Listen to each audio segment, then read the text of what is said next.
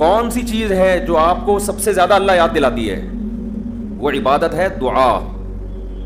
سمجھتے ہیں کہ نہیں سمجھتے؟ آج دعاؤں میں زیادہ زور نہیں ہے, یہ بڑا مسئلہ ہے بھائی. کچھ نہ کچھ وقت نکال کے ہاتھ اٹھا کے اللہ کے سامنے گڑ گڑایا کریں. آج ہم لوگوں نے دعائیں مانگنا چھوڑ دی ہیں. جب انسان اللہ کے سامنے دعا مانگتا ہے وہ اللہ سے باتیں کرتا ہے, اگر توجہ سے دعا مانگے. دعا ایسی چیز ہے کہ یہ اللہ اور بندے کا جتنا مضبوط کنیکشن بناتی ہے, اتنا کنیکشن دنیا کی کوئی اور عبادت نہیں بناتی. ہمیں شیطان ورغلاتا ہے کہ اس سے مل کیا رہا ہے تمہیں, نظر تو کچھ بھی نہیں آتا, ملتا تو کچھ بھی نہیں ہے. یہ شیطان کا بہت بڑا دھوکہ ہے, وہ بندے اور اللہ کے تعلق کو مضبوط نہیں ہونے دیتا. حضرت عمر رضی اللہ تعالی عنہ فرمایا کرتے تھے کہ مجھے اس کی زیادہ فکر نہیں ہوتی کہ میری دعائیں قبول ہو رہی ہیں کہ نہیں ہو رہی, مجھے زیادہ فکر اس کی ہوتی ہے کہ دعائیں مانگنے کی توفیق مل رہی ہے کہ نہیں مل رہی. دعائیں مانگنے کی توفیق مل رہی ہے تو اس کا مطلب قبول ہو رہی ہیں. فوکس تو اس کو کرو کہ دعا مانگ رہے ہیں کہ نہیں مانگ رہے. یہ کیسے ہو سکتا ہے کہ اس احکم الحاکمین کے سامنے ہاتھ اٹھاتے ہوں اور وہ خالی ہاتھ واپس کرتا ہو؟ تو آج دعاؤں میں جان ختم ہو گئی, دعائیں مانگنا چھوڑ دی. یہ جو میں نے قرآن کی آیت پڑھی ہے, رمضان اور دعا کا آپس میں بہت گہرا تعلق ہے, بہت گہرا. جب انسان اللہ کے لیے کوئی عبادت کرتا ہے, کوئی قربانی دیتا ہے, اللہ کا نام قرآن میں ہے شکور, قدردان. شکور کسے کہتے ہیں؟ قدردان. آپ تھوڑا کرو وہ اس کی قدر بہت زیادہ کرے. کچھ لوگ ناقدرے ہوتے ہیں نا, آپ کچھ بھی کر لیں ان کے لیے کہتے ہیں نا ناقدرہ ہے, میری بات کو ویلیو ہی نہیں دیتا, میرے احسان کو ویلیو ہی نہیں دیتا. اس لیے علماء کہتے ہیں کہ افطار کے وقت دعا کرنی چاہیے. کیوں؟ آپ نے سارا دن اللہ کے لیے ایک قربانی دی ہے. یہ بڑی بات ہے. آپ کی نظر میں شاید اس کی ویلیو نہ ہو, اللہ کی نظر میں اس کی بڑی ویلیو ہے کہ میرا بندہ نے مجھے دیکھا نہیں ہے اور اس نے سارا دن میرے لیے کھانا پینا چھوڑ دیا. کیا کر رہے ہیں؟ دعا کی تو چل رہی تھی یہ یہاں, ہاں افطار کی بات کر رہا تھا میں. تو ہم اس کو شاید ہلکا سمجھتے ہوں, لیکن اللہ کی نظر میں یہ ہلکا عمل نہیں ہے. اللہ کہتے ہیں مجھ پر ایمان رکھتے ہیں, مجھے مانتے ہیں. اگر اللہ کو نہ مانتے ہوتے تو کوئی کسی کے کہنے پر کھانا پینا, آج کل تو لوگ ڈاکٹروں کے کہنے پہ نہیں چھوڑ رہے. ڈاکٹر کہتا ہے کہ آپ کو نقصان دے گا کھانا پینا, آپ ڈائٹنگ کرو, مت کھاؤ, پھر بھی کھا رہے ہیں لوگ کہ مر جائیں لیکن کھانا نہ چھوڑیں. یہ کتنی بڑی اللہ کی رحمت ہے. اللہ تعالیٰ پورے رمضان میں ہم سے کھانا پینا چھڑوا دیتے ہیں, توفیق دے دیتے ہیں. تو میرے اور آپ کے دل میں شاید قدر نہ ہو, لیکن اللہ تو قدردان ہے, وہ اس عمل کی بہت زیادہ قدر کرتا ہے. اس لیے کہتے ہیں کہ افطار کے وقت دعائیں قبول ہوتی ہیں. تضرع کا وقت ہے, عاجزی کا وقت ہے, تو دعائیں خوب کثرت سے کیا کریں.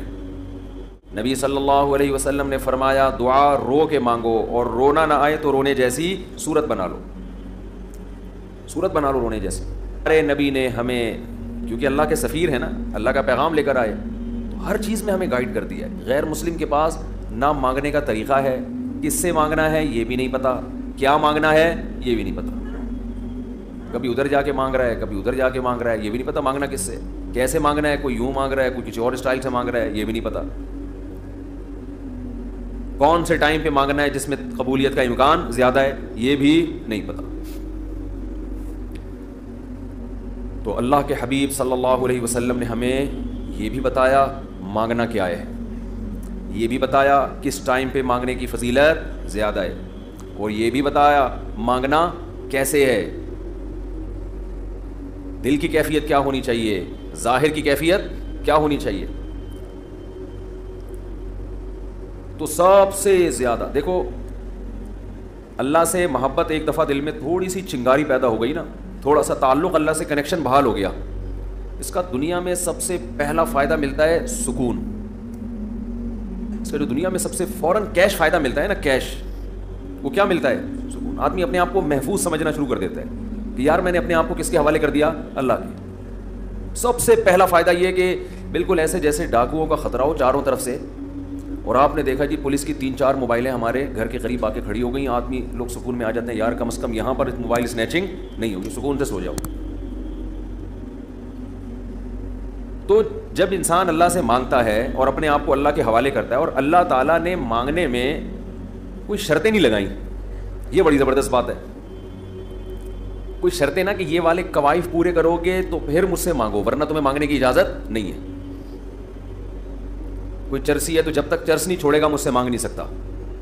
کوئی بے نمازی ہے تو جب تک نمازی نہیں مرے گا مجھ سے مانگ نہیں سکتا. اللہ کہتے ہیں مجھ سے یہی مانگ لو, یہی مانگ لو, اللہ میں بے نمازی ہوں, مجھے کیا بنا دے, نمازی بنا دے. جو چیز نہیں ہے وہی مانگو اللہ تعالیٰ سے. وقال ربکم ادعونی استجب لکم, قرآن کہتا ہے, تمہارا رب کہتا ہے مجھ سے مانگو میں تمہاری پکار کو قبول کروں گا. اور کمال کی بات یہ ہے, پہلے مجھے اس آیت کی تفسیر سمجھ میں نہیں آتی تھی.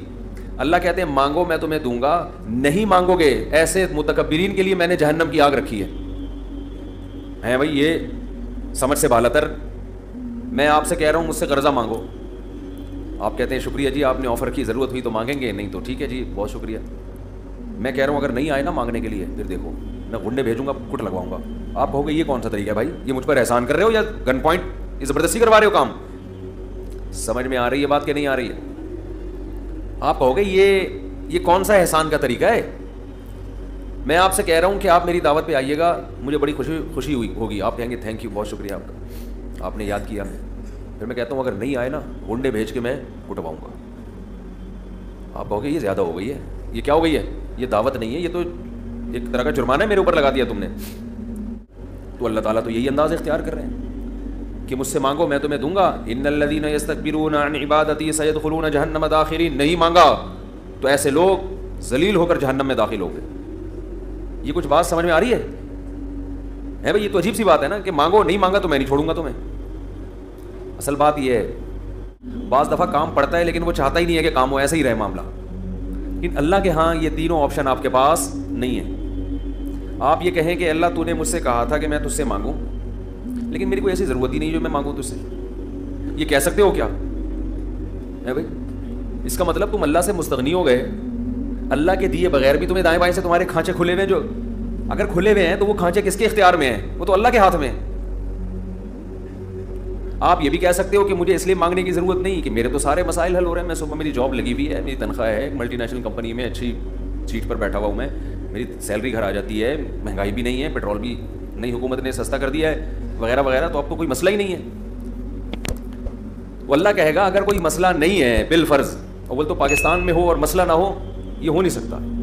یہ تو پھر اس کا مطلب ہے آپ سو رہے ہیں, آپ کی کوئی اٹھائے گا اور آنکھ کھل جائے گی آپ کی. تو آپ کے ساتھ اگر کوئی مسئلہ نہیں ہے, آپ ان اسباب کو دیکھ رہے ہو, اس کا مطلب آپ سمجھتے ہو کہ ہوتا اسباب سے ہے, اللہ سے نہیں ہوتا. بھئی اللہ تو جب چاہے ان اسباب کو فیل کر دے. آپ اپنے آپ کو خدا سے مستغنی سمجھ رہے ہو, آپ سمجھ رہے ہو مجھے خدا کی ضرورت نہیں ہے. اس پر اللہ عذاب دے گا کہ تو اپنے آپ کو یہ سمجھ کیسے بیٹھا کہ تجھے ضرورت نہیں ہے میری. یہ ایسے محلے کا کوئی دادا آیا اور سارے کام اس کے ہاتھ میں, اس نے آپ سے بولا کوئی تنگ کرے تو مجھے بتانا, اور اسے پتا ہے کوئی نہ کوئی تنگ کر رہا ہے اس کو, آپ پھر بھی نہیں بتا رہے اس کو.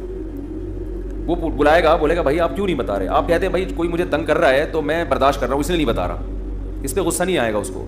لیکن اگر آپ نے اس سے کہا کوئی مجھے تنگ کر رہا ہے, میں آپ کو اس لیے نہیں بتا رہا کہ مجھے پتا ہے کہ میرے جاننے والے ہیں وہ مجھے بچا لیں گے, اس دادے کو غصہ آئے گا کہ میرے علاوہ کون اس محلے کا دادا ہے بھائی. آئے گا کہ نہیں آئے گا؟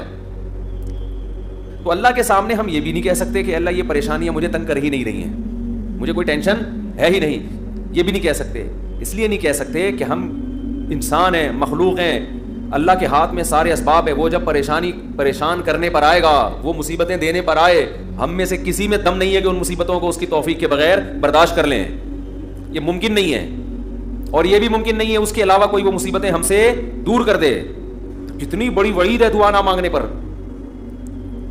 اور جو لوگ دعا نہیں مانگتے, حقیقت یہ ہے کہ وہ اپنے آپ کو دعا سے مستغنی سمجھتے ہیں. وہ کہتے ہیں مجھے ضرورت کیا ہے. تو ہم پر جب مصیبت پڑتی ہے پھر ہم کہتے ہیں یار اللہ کہاں ہے. بھئی تو مصیبت سے پہلے اللہ کو پکارو. جو اللہ کو نہیں پکارتا, یہ اس کی علامت ہے کہ اس کی نظر اسباب پر ہے, اللہ پر نہیں ہے. وہ سمجھتا ہے یہ جیسے کافر اسباب کو دیکھتا ہے نا, وہ تو کہتا ہے خدا کیا کر رہا ہے, گاڑی کے ایکسیلیٹر پہ پاؤں رکھو تو گاڑی چلتی ہے, بریک پہ پاؤں رکھو تو رکتی ہے. تو اللہ کہاں ہے؟ تو اللہ کو اگر نہیں کوئی پکارتا تو اللہ اس کا مطلب پھر یہ سمجھتے ہیں کہ یہ سمجھتا ہے کہ اس کو میری ضرورت نہیں ہے. یہ بہت بڑا جرم ہے. بات بات پہ اللہ سے دعا مانگا کرو. پیغمبروں کی کتنی دعائیں اللہ نے قرآن میں نقل کی ہیں, بات بات پہ دعائیں مانگتے تھے, بات بات پہ دعائیں یاد کریں. دعائیں, ایک کتاب آتی ہے مناجات مقبولہ, یہ نام نوٹ کر لیں. کیا نام ہے اس کا؟ مناجات مقبولہ. ہر کتاب, ہر لائبریری سے مل جائے گی, یہ جتنے بھی کتب خانے ہوتے ہیں نا. مولانا اشرف علی تھانوی رحمہ اللہ تعالیٰ نے قرآن اور حدیث کی دعاؤں کو جمع کر کے ایک چھوٹی سی کتاب میں لکھ لیا ہے, ایک چھوٹی سی کتابچے میں جمع کر لیا ہے. قرآن کی دعائیں اور حدیث میں جو دعائیں, بہت جاندار دعائیں ہیں وہ. اچھا, دعا ایسی چیز ہے کہ جب جن الفاظ سے انسان مانگ رہا ہوتا ہے نا, وہ الفاظ بھی اس کے دل پہ اثر کر رہے ہوتے ہیں. تو انہوں نے بڑا شاندار کام یہ کیا کہ اب چونکہ دعائیں تو بہت زیادہ ہیں, ساری دعائیں قرآن اور حدیث کی آپ پڑھیں گے تو ایک ہی اتنی لمبی ہو جائے گی پھر. تو انہوں نے اس کو 7 حصوں میں ڈیوائڈ کر دیا ہے. سمجھتے ہیں؟ ہفتے کے دن, اتوار کے دن, یہ یعنی 7 منزلیں بنا دی ہیں اس کی. اس کا ترجمہ بھی ملتا ہے, یعنی وہ دعائیں عربی میں اور نیچے اس کا ترجمہ. آپ بے شک عربی نہ پڑھیں, ترجمہ پڑھ لیں. وہ روزانہ کا معمول بنائیں. اس سے کیا ہوگا, آپ کو قرآن و سنت کی دعائیں یاد ہونا شروع ہو جائیں گی.